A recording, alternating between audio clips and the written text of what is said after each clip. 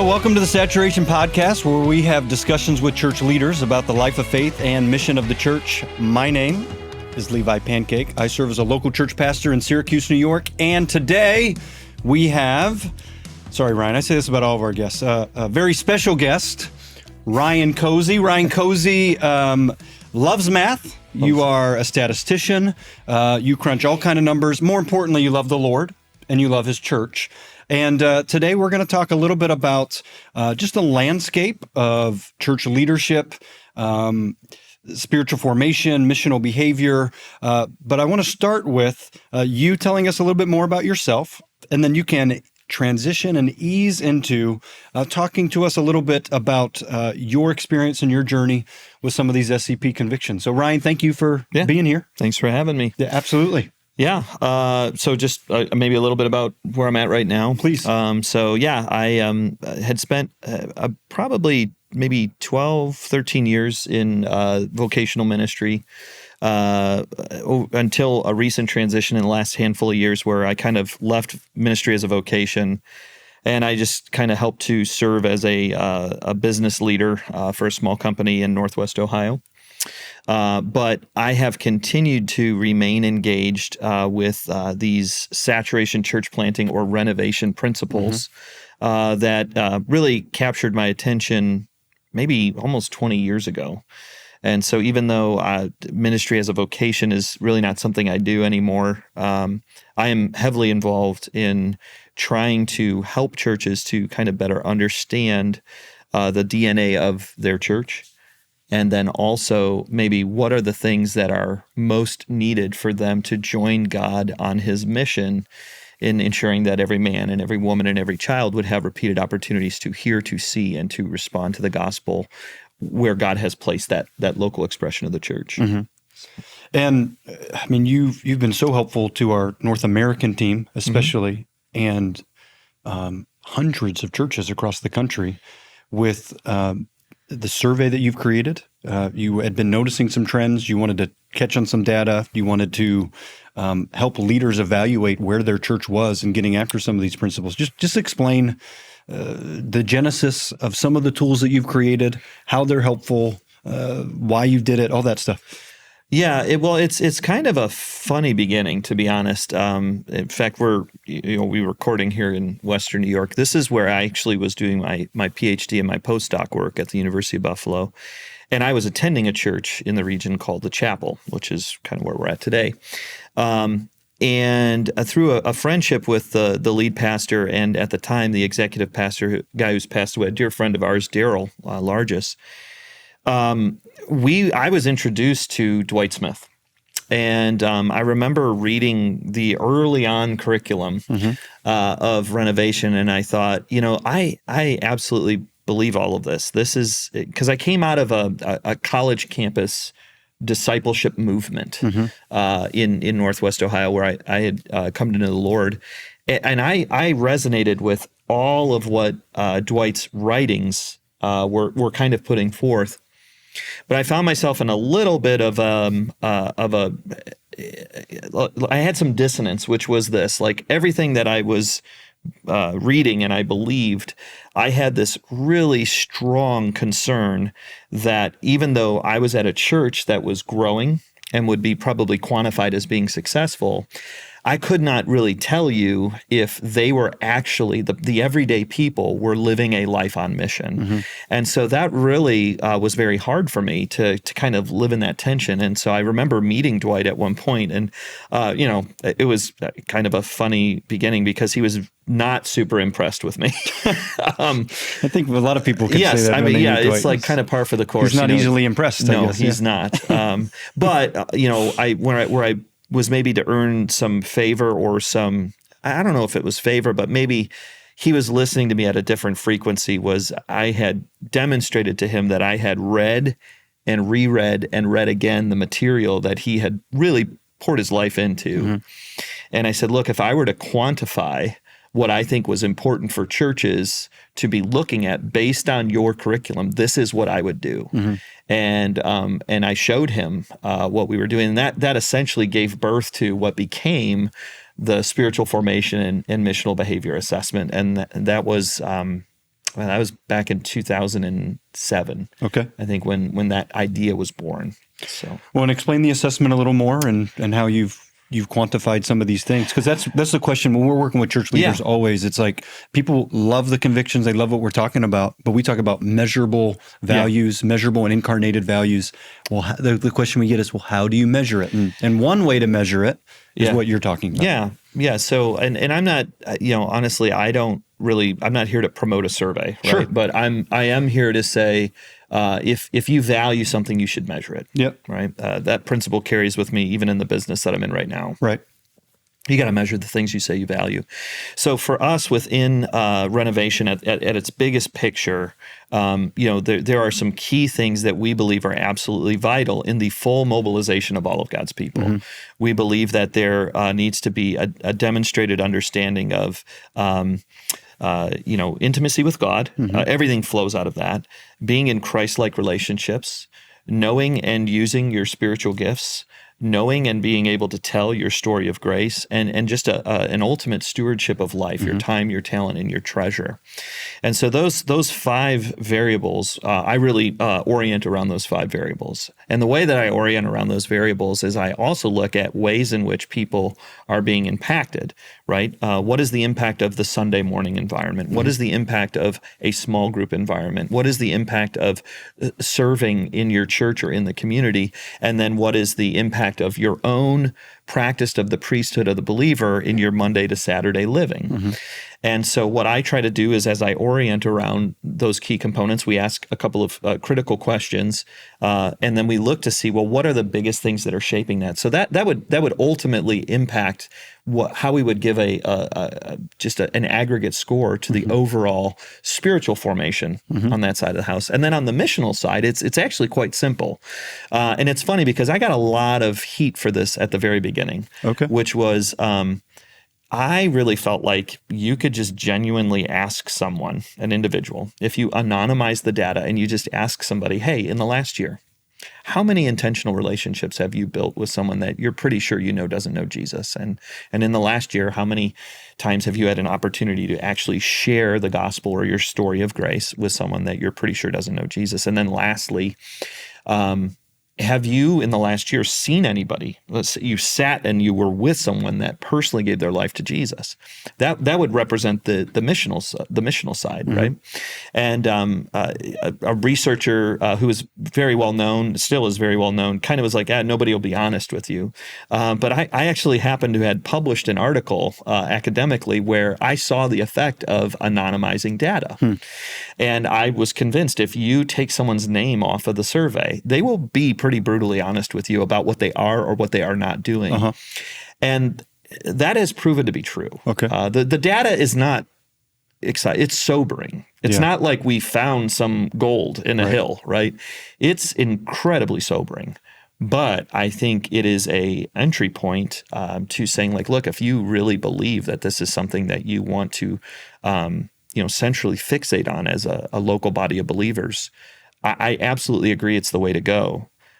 I also am convinced it is the path of max pain. It is. It's the hardest. Yeah.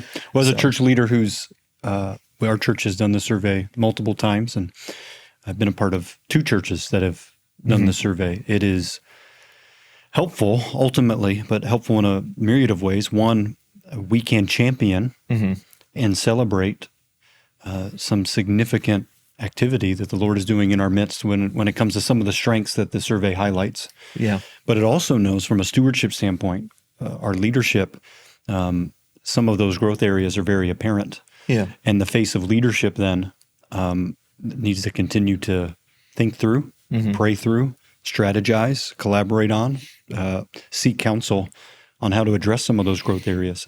And the specific church that I'm at now, I've been there over 11 years. I think we've taken it 3 or 4 times during my time there. Yeah. And we've seen in different seasons, it's not static. Yeah. And it's not always trending up. Right. The areas that we want to grow in. It's been a little bit of up and down in various areas in different seasons, reflective of the group of people that we've had. But it is sobering. It does keep you up at night a little bit because the things that we think we're doing well, maybe we're not doing as well as we think we are. Yeah. Or the areas of weakness maybe not be as weak as we think they are. It's a really helpful insight. Yeah, I mean, I hope it is. I think, it's hard to look at data year after year after year, and it's like I've had enough sobering. Yeah. I've had enough of being underwhelmed with how the American church is doing. And it's, to be honest, it's gotten me, and this is something that I really respect and appreciate about Dwight. Like, a lot of people don't understand, like, you hear the name Dwight Smith and you kind of, you probably make a presupposition, which is Western guy, living in a Western world, maybe, and if you don't know the man, no exposure to world missions. And that's quite the contrary. Right. So, and I really, that's something early on that I was like, oh, this man was, I mean, he was in Eastern Europe. He's been in Latin America. He's been all over the world. And so a lot of the gleaning of wisdom that he's gained is looking at the church through the lens of where is God moving throughout the world, not with a false understanding that everything emanates out of the West. And I think that that's going to be very hard for Western-minded people to understand that a lot of the great movement that we're seeing with these principles is not necessarily Western. It's more Eastern. And that's a hard thing for the American ethos to handle. Sure. But it's a necessary thing that they should.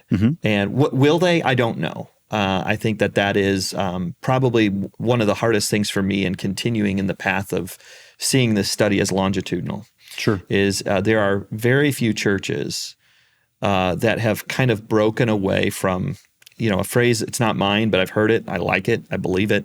The Jesus industrial complex it is really, really hard to think through these types of principles in the face of the JIC, or the Jesus industrial complex. And I think that it is incredibly difficult for churches to kind of stay the course with this type of thinking. I think it's right, but it takes time.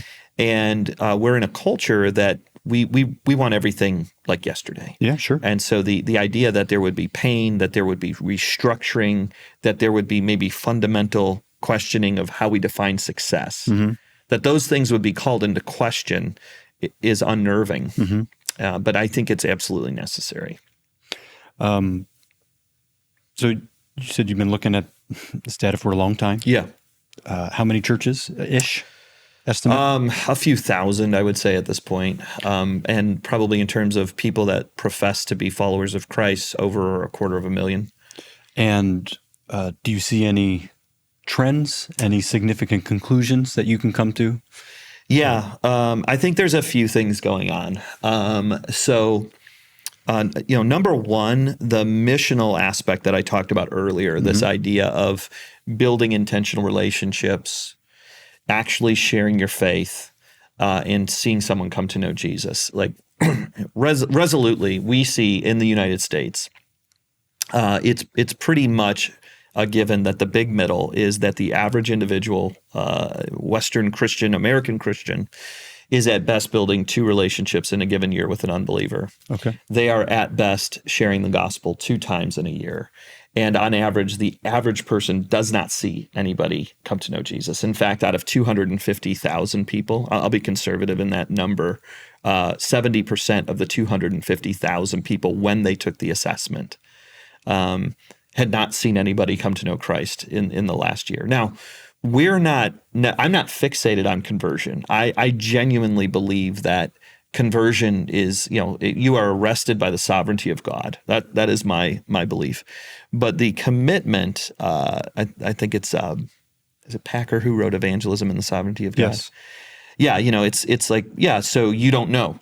You don't know who is sovereignly going to be called by the irresistible grace of the Lord, but you have to work that out. Like you have doesn't to change go our forward. action. Yeah, your action of building relationship, your action of sharing your faith, it's very low. So on the missional side, that is a big finding for me. So anytime a church has more than 2 relationships built in a year, or more than 2 proclamations of the gospel in a given year, I immediately pay attention, because that's happened a handful of times.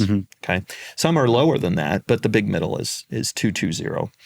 And then on on the other side of the equation, this aspect of formation. Yeah. And just to get, I know you've said it, but I want to be clear. The two major categories that you're measuring is missional behavior, spiritual formation. So you just mentioned an observation about the missional behavior side. Yeah. So now the spiritual formation side. Yeah, on the spiritual behavior side, I would say that it is painfully clear that everything emanates out of intimacy with God. Everything that you would want to see that is an outlier of behavior, it emanates out of intimacy with God. Now, let me clarify. Outlying behavior. Outlying behavior is really abiding, a deep abiding in the Lord. Yep. That it's that these people are sacrificially giving up their time and their talent, of their treasure. The overflow is they can't help but want to be engaged in joining God on His mission. Okay, so and that's a small group of people, but you can see like ridiculously high aggregate scores in intimacy with God. Think of the Westminster Cat, like the chief end of man is to glorify God and enjoy Him forever. And so what I hear you saying is the people that are glorifying the Lord with their lives, enjoying Him, out of an overflow of that. That seems to instruct or inform or determine so much of what they end up doing and their activity. Yeah, absolutely. And I would say on the, one thing that you have to be careful of on the spiritual formation side is the ability to kind of differentiate and discern between the pursuit of knowledge and the pursuit of actually abiding in God, because that is an idol in the Western world, is knowledge, right? So that's something that I try to pay attention to regularly on that side of the house. But I would also say, and this goes back to actually the very beginning of this study was it was me encountering Dwight, but then also Jerry Gillis was finishing up his DMin at Gordon Conwell, and he had me do a study that ultimately kind of got my mindset fixated on, well, what does create the ideal missional person? And the reality was you had a regular encounter with God and His Word, but you were also engaged in community and you were engaged in serving.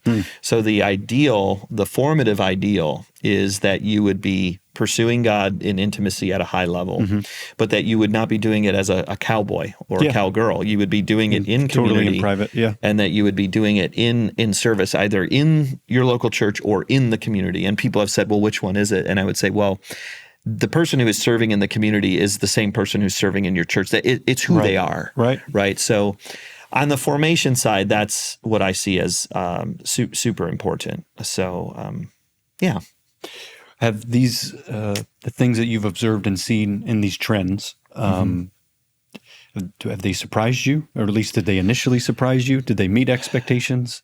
Has there been anything surprising that you've seen? So the biggest surprise for me is it's not going to, in my opinion, okay, but looking at the data, mega churches will not lead the way in this. They won't. And in fact, I think it's if you're in a mega church, you have to be mindful of and why do I say this? Well, I worked in one. Okay, and I loved it. It wasn't I'm not this is not me throwing shade on the mega church, but you have to think of a mega church like in a harbor, it's a massive cruise ship, or it's a pan-oceanic freighter, right? You can't spin that thing on a dime, but it's going to take a long time to spin it. But smaller churches, they have the ability to recalibrate more quickly. It's a smaller boat in the harbor. You can turn things around. Now there's some, you may not have as many resources or things like that. But I'm absolutely convinced that it will not be, and it's not me because I have an axe to grind. Like in the data, it will not be mega churches that lead the way in this. There are some mega churches that will do well, and I would even venture to say that one of the things that they help with a lot of times is if they recognize that their model is not replicable, that they invest in other models. Yeah, that's wise to me, and that was the chapel that you mentioned. That this is what they've. Yes. Yeah, they've led the way in that. Yeah, they've been great at it. So I think that that's big. The other thing that I would say is I think there's two other things. So outside of a core group of churches that have really been practicing these principles for a while, your church, there's some churches in the upstate of South Carolina, churches in Florida, churches in the upstate of New York or Western New York, some churches in the Midwest that are calibrating around the Christian Missionary Alliance. So there's some pockets of activity. But outside of that, let's just say I didn't know who this church was, didn't have an encounter with them. What is a church that outperforms every other church? Well, refugee churches would be one. And then churches that have been founded out of meeting a tangible need, addressing addiction, meeting a tangible need with something like maybe in a community there's a issue with single moms, there's an issue with education. There haven't been many of them, but there's been a few. And the churches that were meeting a tangible need, and in that tangible need, they saw people come to Christ when they gathered and became a local expression of the church.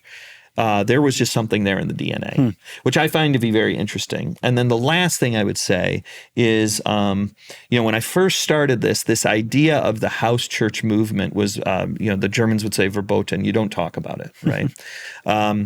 But I absolutely think that that there is room at the table for those expressions. Provided you know that you're a church, how do you know if it's a house church? How do you know it's a church? Well, they know it's a church. Yeah. They're exercising the discernment of gifts. They're exercising church discipline, right? Yeah. These things are important. Yep. Okay, it's not just a breakaway faction. Right. I think that is a part of the future of what I think will probably shape churches that maybe abide in this in the longer run in the West. That's a hypothesis. But I if I was a betting person, I used to be. God save me. But God, yes. But I genuinely think that's those are some things that I see that are pretty important. Yeah, that's. I know you and I have had a lot of conversations over the years, and it's pretty consistent and reflective of those conversations and some of the trends that you're seeing. Yeah. Good. Yeah, I just, the biggest thing for me is anytime you bring up house, it's like, this is not, I don't want it to be a rogue or breakaway group, but I think that movement is growing. Well, that highlights one of the principles we talk about, of the importance of decentralized structures. Yeah. Now, decentralized relative to what, how that's organized, how that's structured. You're going to have different thoughts and convictions as to what's most responsible, what's appropriate stewardship of that. But we do see that even taking larger churches, those larger churches that have Dwight would say like an underbelly of decentralization, that becomes really critical because you're pressing, you could say discipleship, helping people grow in the life of faith mission of the church. That happens, Word of God, Spirit of God, people of God. And so there's something understandably decentralized about that. And so what you're saying, the hypothesis makes sense. Yeah. Well, I mean, that's kind of where I'm at. I mean, we've been at this for a minute. It's, that's anytime a church is flirting with this idea, I try to be very sober-minded with them that you have to really think about a 10 to 15-year window of a commitment before you really – now, there'll be early evidences of success, right? Like it's not in success, I mean the mobilization of all of God's people, right? I don't know that it's – success. Yes, I don't know that it's going to be lots and lots and lots of people at one location. Right. But I try to tell people, and I run into this a lot in my work with the Christian Missionary Alliance, like it's years. It is years of recalibrating. And if you can stick through a 5-year commitment to it, I think the growth and the burgeoning of what could be becomes more realistic because it takes that whole redefining success. That is a tough thing to orient around. Sure. But if you can, I think, there's a great opportunity here. And so, the way I look at it, I'm almost 50. Right, so I'm laying track I'm trying to lay track. I'm trying to help people. I don't know that I'll see the fruit of a lot of this stuff, but if I can lay some track that helps younger people kind of see the wisdom of this, just like it was, just like Dwight was so faithful to be patient with us. I feel like that's a new seat that I occupy in this world, especially not in vocational ministry, but as a researcher now. Just, man, this is my gift. This is what I can give you. Yeah. This is what I see. And it's not me necessarily telling the elders what they have to do. It's providing them with information and really saying, what is the Spirit of God showing you? Based on, God had called you to be leaders in this geography, not me. Right. So I really try to position myself in that way. And I'm so hopeful because what else would we do? Yeah. There's no other thing out there that is appealing to me. And I watch this as a missionary to my two oldest children right now. Most of my missionary work is around the dinner table. Right. My kids are not drawn to attractional anything. They are drawn to a faithful obedience in something that is becoming less and less popular, and that is the road of Christianity. And so, but their draw, what keeps them at the table, at least with a listening ear, is I'd like to think my wife and I really are trying to live this out. It's not just about me being a researcher. It's about I got bit by this, and it changed everything. Right. But it's hard because you don't always see the fruit in the here and the now. Yeah. And we got to be careful as we walk this road ourselves and help others as well to not separate hope, which you just articulated, from our reality. And the reality can be discouraging or disappointing at times. Yeah. But clinging to that hope. And at the same time, like not separating what we are called to do as leaders while still meeting people where they are and not dragging them along or beating them down in the process. And so that could be other church leaders, that could be people that we've been entrusted to lead, and you're part of leadership in a local church, even though it's not vocational. And so those are things that we got to the tensions we have to continue to live in. Yeah. That actually is one other thought I had was is tied to this, but that has been it's interesting so I'm not an elder in my local church, but they call it you have a voice, you don't have a vote. Yeah, I'm fine with that, right? Like people ask me to weigh in on things, and I do think that part of this full mobilization component, in my years of leaving the mega world and going just back into just Joe job, I think one of the wise things that would help a group of leaders in a local church that's trying to live this out is you have to have a few voices of reason that work in industry. Doesn't matter what the industry is, because they are intimately acquainted with how do you actually live this out every day as a lawyer, as a nurse, as a business leader. And, I believed that to be true, and I gave that lip service when I was working here. Well, now that I'm in business, I'm like, oh gosh, I'm daily reminded of conversations I'm having with people. And I'm just like, yeah, you know what? I have a whole nother frequency of understanding what we're asking people to do. Yep. And I think that's really important. And I think that those that are in that realm, I think whether they have a vote or not, the fact that they have a voice, it's good. That elders would pay attention to that. I think there's so much wisdom in that. And you guys have done a pretty good job of that in Syracuse. Like from what I can observe and tell, like there are people that are working everyday jobs, and they have a lot to say about, hey, as I'm doing this, here's how I'm experiencing this. And we can't lose touch with that. That's right. And it's important because the bigger the church, the more you can lose touch with that. Yeah. So you just got to be careful. Yeah. So. Well, Ryan, thank you for your time. I expect that we're going to have some more conversations here in future episodes. At least that's my plan and intent. Yeah, but appreciate your insight. Appreciate your just to co-labor alongside of you in these endeavors, your commitment to it. And just really grateful for you, brother. Thank you for your time. Yeah, thank you.